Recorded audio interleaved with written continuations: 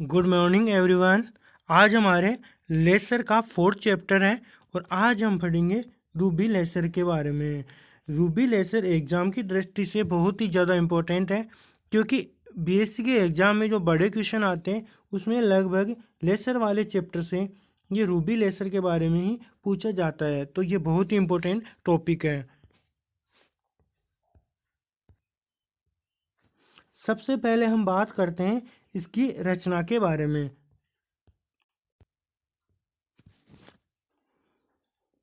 Ruby crystal Al2O3 का crystal होता है।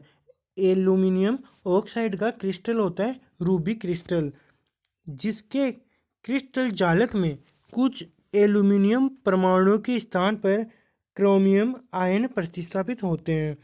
रूबी क्रिस्टल होता है एल्यूमिनियम ऑक्साइड का क्रिस्टल। इसमें जो एल्यूमिनियम होता है उसकी जगह कुछ क्रोमियम के आयन पाए जाते हैं। क्रिस्टल का गुलाबी रंग क्रोमियम आयनों की उपस्थिति के कारण ही होता है। ये क्रिस्टल रूबी क्रिस्टल गुलाबी रंग का दिखता है, जिसका कारण है ये क्रोमियम आयन। इसीलिए रूबी क्रिस्टल को गुलाबी माणिक्य भी कहते हैं। शक्तिशाली लेसर में रूबी क्रिस्टल का 5 सेमी लंबा तथा 1 सेमी व्यास की बेलनाकार छड़ होती है। एक शक्तिशाली रूबी लेसर बनाने के लिए हम रूबी क्रिस्टल का 5 सेमी लंबा और 1 सेमी व्यास की ये बेलनाकार छड़ लेते हैं, जैसा कि यहाँ पे हमें डायग्राम में दिख रहा है। ये है रूबी लेसर की रूबी लेसर में रूबी क्रिस्टल की छड़ है। ये 5 सेमी लंबी और 1 सेमी व्यास की है, जिसके सिरों के एक पृष्ठ को चांदी की पॉलिश के द्वारा पूर्ण परावर्तक, इसके एक पृष्ठ को चांदी की पॉलिश करके पूर्णतः परावर्तक बना दिया। यानी कि इधर से प्रकाश की किरणें टकरा के वापस चली जाएगी, इसको पार नहीं कर पाएगी। ये पूर्णतः परावर्तक है। तो इस किनारे पर इस पृष्ठ पे जो भी प्रकाश आएगा, जो भी विकिरणें आएगी, वो टकरा के वापस क्रिस्टल के अंदर ही चली जाएगी। दूसरे को आंशिक रूप से पारदर्शी बनाते हैं और इसका दूसरा जो पृष्ठ है उसको आंशिक रूप से पारदर्शी, मतलब ये जो दूसरे वाला पृष्ठ है वो भी परावर्तक पृष्ठ है, लेकिन वो थोड़ा सा आंशिक रूप से पारदर्शी भी है। जब इसके गिरने वाली विकिरणों की संख्या बढ़ जाती है, उनका घनत्व बढ़ जाता है, तो कुछ किरणें इसको पार करके निकल सकती है, क्योंकि यह आंशिक रूप से पारदर्शी है। रूबी क्रिस्टल को एक कांच की नली के भीतर रखते हैं। ये जो रूबी क्रिस्टल की जो छड़ बनाई थी 5 सेमी लंबी और 1 सेमी व्यास की, इसको एक कांच की नली के भीतर रखते हैं। ये एक कांच की नली है, इसके भीतर इसको रख दिया, जिस पर कुंडलित रूप से जीनोन गैस की क्षण दीप्ति विसर्जन नलिका लिपटी होती है। यानी कि ये जो कांच की नली है जिसमें रूबी क्रिस्टल रखा हुआ है, उसके ऊपर क्षण दीप्ति विसर्जन नलिका लिपटी होती है। एक नलिका लिपटी होती है, उसके अंदर जीनोन गैस प्रवाहित हो रही होती है। जीनोन गैस का काम क्या है? जो कि रूबी क्रिस्टल के परमाणु को उत्तेजित अवस्था तक प्रकाशीय पंपन करती है। यानी कि जो रूबी क्रिस्टल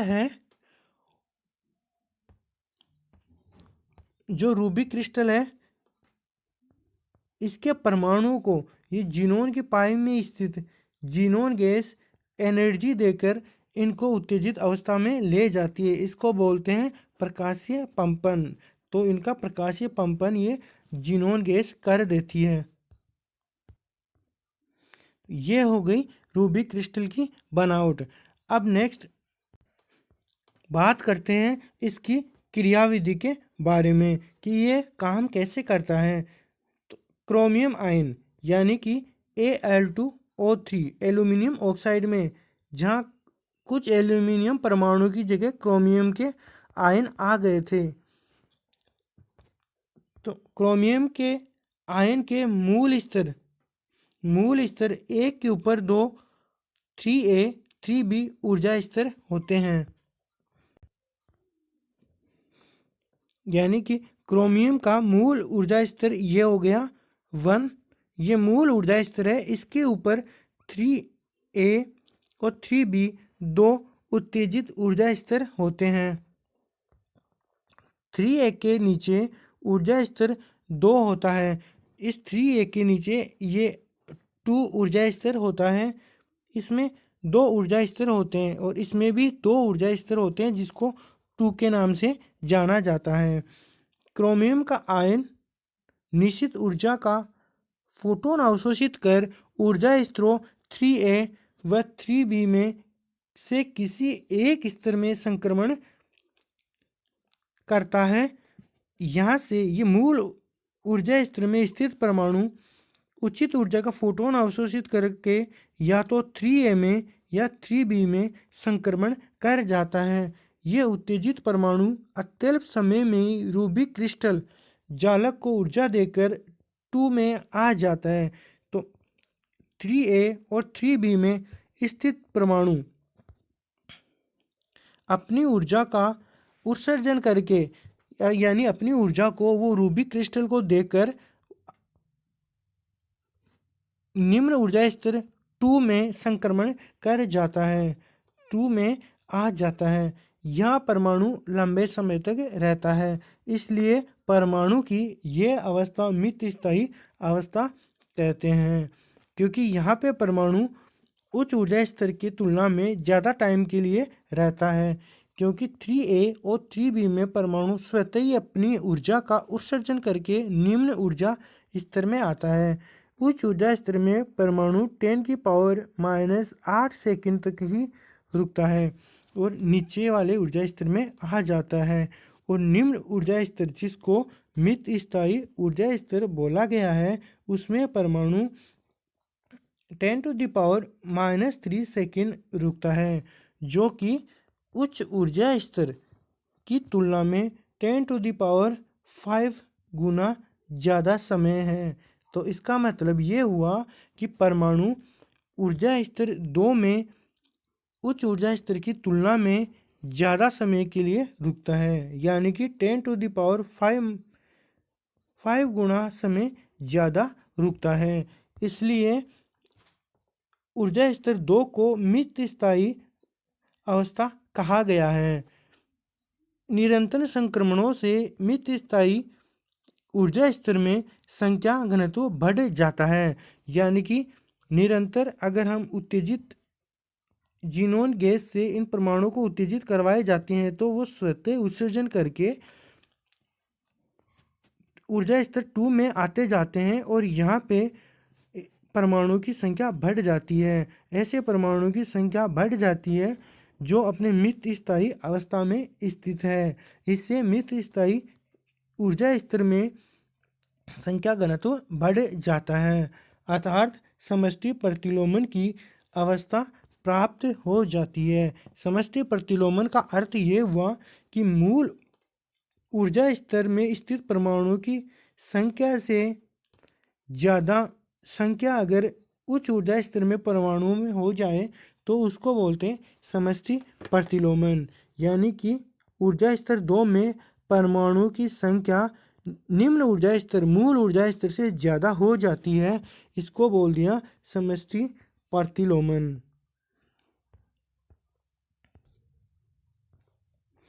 रूबिक क्रिस्टल की छड़ पर जीनोन की विसर्जन नली से क्षणदीप्ति प्रकाश आपतित कराया जाता है, जिससे क्रोमियम के कुछ परमाणु मूल अवस्था में 5600 एंगस्ट्रॉन के प्रकाश के फोटोन का अवशोषण कर 3A ऊर्जा स्तर में पहुंच जाते हैं। यानी कि जो अपने पास कांच की नली थी जिसमें रूबिक क्रिस्टल रखा हुआ था, उसके ऊपर एक क्षण दीप्ति नलिका लिपटी हुई थी जिसमें जिनोन गैस थी। उस जिनोन गैस से क्षण दीप्ति प्रकाश आपतित करवाया जाता है रूबी क्रिस्टल के ऊपर, जिससे क्या होता है, रूबी क्रिस्टल के मूल अवस्था में स्थित परमाणु 5600 एंगस्ट्रॉन वेवलेंथ के फोटोन का अवशोषण करके 3A ऊर्जा स्तर में संक्रमण कर जाते हैं।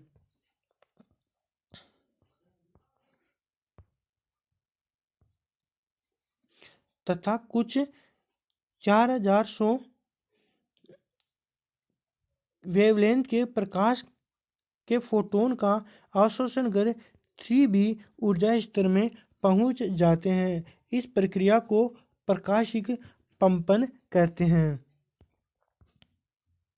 यानी कि कहने का मतलब ये हुआ, जो परमाणु 5600 एंगस्ट्रॉन की तरंगदैर्घ्य के प्रकाश का अवशोषण करते हैं वो 3A ऊर्जा स्तर में, तथा जो परमाणु 4100 एंगस्ट्रॉन के तरंगदैर्घ्य का फोटोन अवशोषित करते हैं वो 3B ऊर्जा स्तर में संक्रमण करे जाते हैं।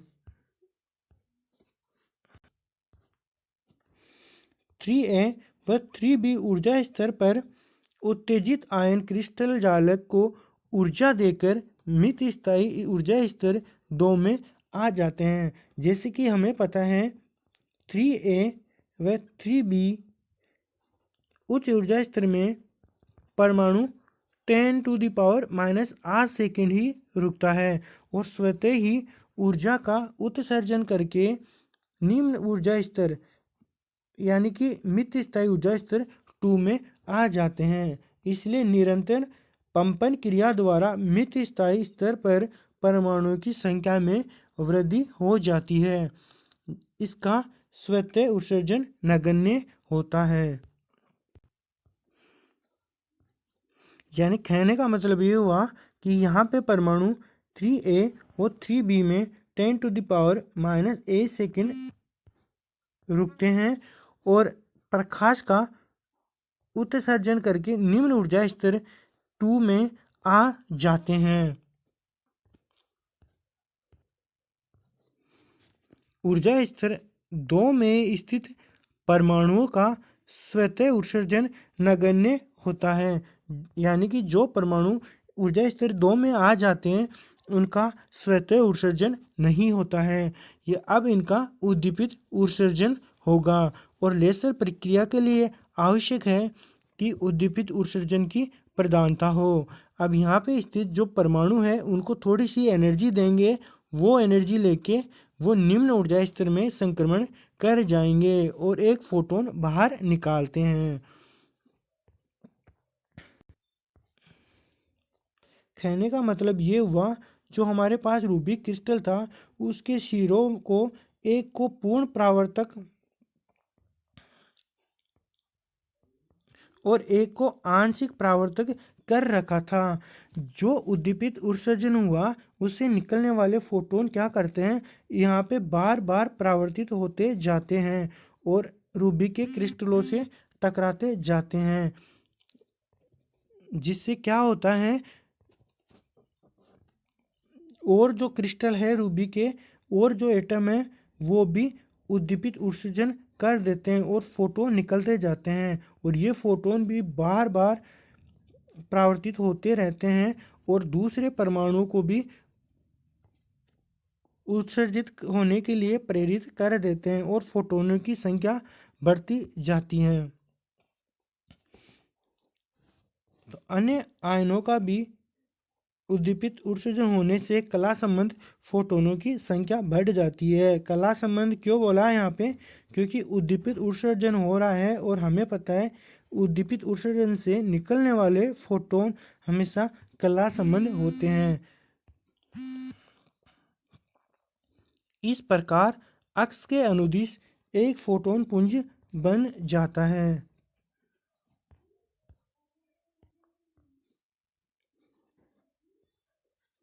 क्या होता है, ये हमारे पास रूबी का क्रिस्टल है और यहाँ पे बार बार फोटोनों का उत्सर्जन होता जाता है और कला संबंध फोटोनों की संख्या बढ़ती जाती है। इस प्रकार अक्ष के अनुदिश एक फोटोन पुंज बन जाता है और बार बार परावर्तन से ये फोटोन रूबिक क्रिस्टल के अक्ष के अनुदिश हो जाते हैं। जब जब ये तीव्र बन जाता है, जब ये एक्स के अनुदिश फोटोनों का जो पुंज बनता है ये तीव्र बन जाता है, तो इसका कुछ भाग आंशिक रूप से पारदर्शी दर्पण से निकलकर लाल प्रकाश के लेसर पुंज के रूप में प्राप्त होता है। जब इनकी तीव्रता बढ़ जाती है तो हमें पता है यहाँ पे हमने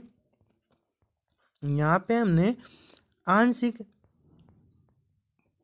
पारदर्शी दर्पण लगा रखा है। इनकी तीव्रता बढ़ने से कुछ विकिरणें बाहर निकल जाती है जो कि हमने लाल प्रकाश के लेसर किरण पुंज के रूप में प्राप्त होती है। यानी कि हमें यहाँ पे लाल कलर का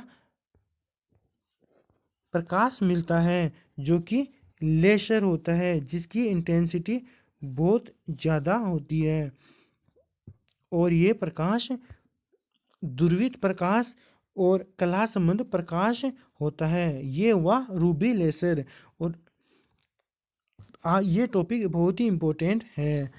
इसके नोट्स में बाद में आपको पीडीएफ के रूप में प्रोवाइड करवा दूंगा। नेक्स्ट लेक्चर में देखेंगे किसी दूसरे लेक्चर के बारे में।